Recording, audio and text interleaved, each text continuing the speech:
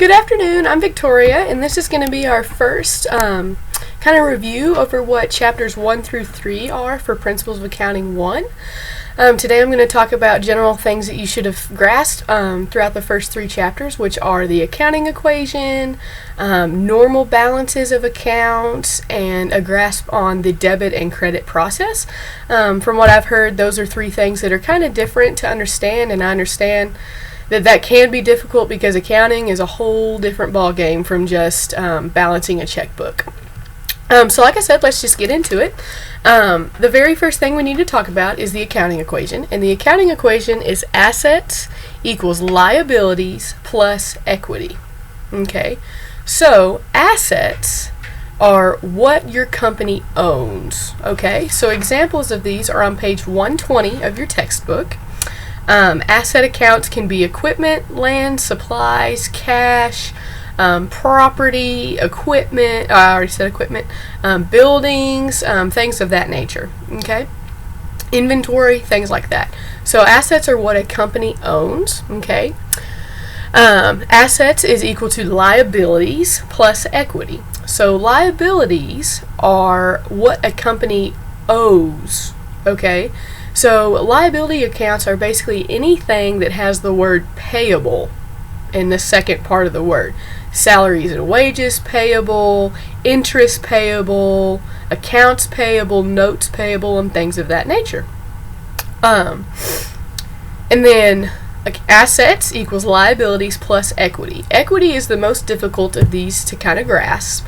Equity, big picture, this is a really generalized statement, but equity is what you are worth, okay?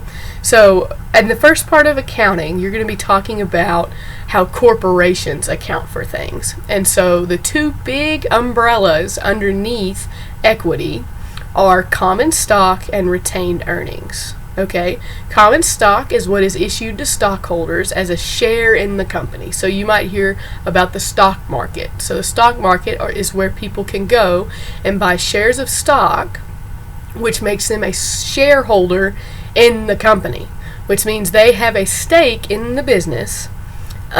Excuse me. They have a stake in the business of ownership, okay?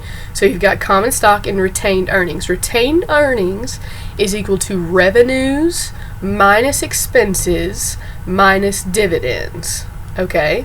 So there's a chart in the book, and I'm guessing it is in chapter 3. I don't have that page dog-eared for you, but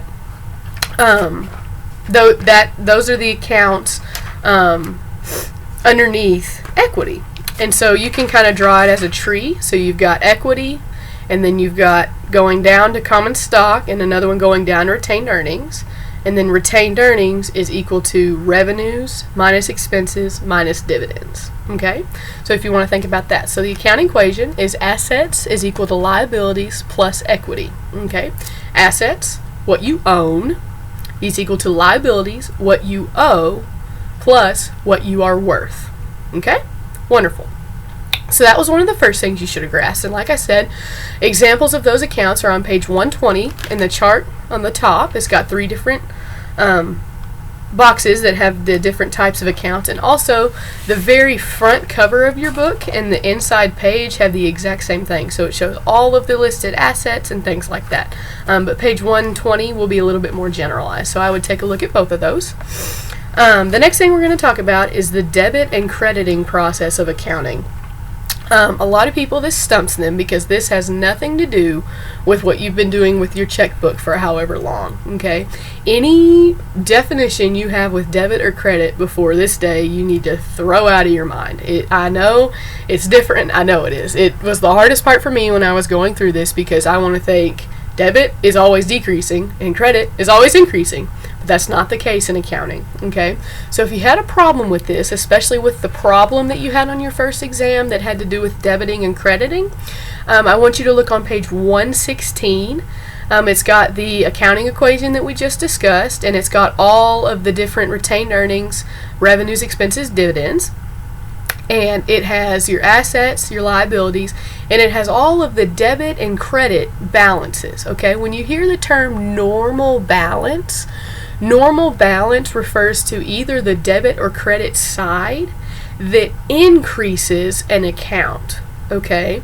So if you think you're getting paid cash, okay? So if I was to get my wallet out and give you $20, okay, your cash is increasing. But because cash is an asset, and an asset normal balance is debit, that means when you say I'm going to debit cash, that means it's increasing. Okay? See how it's backwards? You just have to throw out whatever definition you had and memorize what is on page 116. I promise that the more you do it, the more naturally it'll come. Because you'll never think doing a problem, oh, I'm getting cash, I'm going to debit it, whenever you're first starting out. Okay? So that's one of the biggest things you need to understand. And then just briefly, I'll mention that there are 4 financial statements that deal in accounting that you've learned probably in Principles Accounting 1. And that is the income statement, the statement of retained earnings, the balance sheet, and the statement of cash flows. Okay? And I believe that all 4 of those are in the vocabulary in the chapters, and I would look at that and have a basic idea of what you're going to be doing with each of those financial statements. So we've talked about the accounting equation, which is assets is equal to liabilities plus equity. We've talked about how to recognize the normal balance of accounts, which is on page 116. Whether something is increasing, you debit it, or decreasing, you credit it, or vice versa. Same thing. We've talked about how retained earnings is revenues minus expenses minus dividends. Dividends are when you reward shareholders with either cash or shares of stock. It is a reward for people that have stakes in the company like that. Let's see what else we're looking at. I believe that is it for just the generalized introduction. I hope you guys have a good grasp on this. I hope this video was helpful. The next one that I hope to do, I will try to do an example of basic journal entries.